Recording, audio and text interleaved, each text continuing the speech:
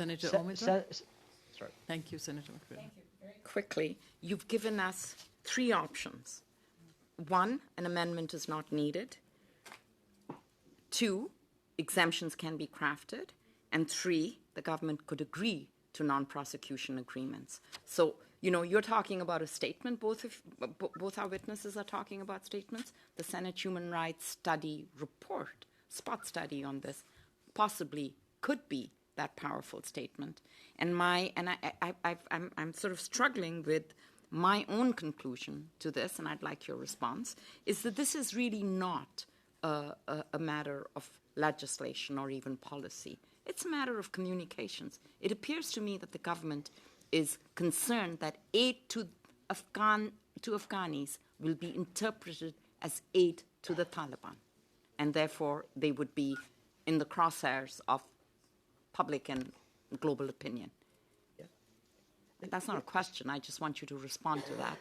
Well, Senator, I think there is an unreasonably rigid legal opinion that is at the root of this, and it's deeply regrettable, and we think it's wrong. And I reiterate, there are many issues in Canadian public law on which there's room to disagree. In our respectful view, this is not one of them. This opinion, which we have not read, but the results of which we are familiar with, is simply incorrect as a matter of law.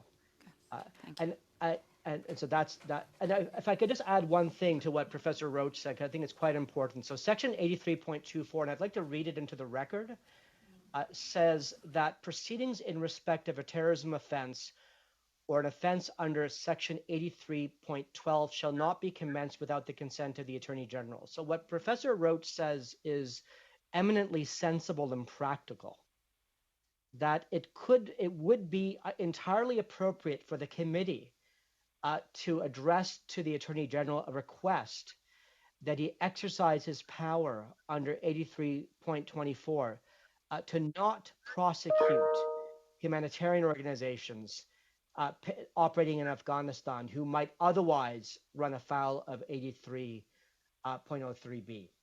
So that strikes me as it's a very positive step. It's a step that can be taken right away, and it picks up on Senator Mefedrin's question, which was what can we do now, given that the Parliament's about to head into recess.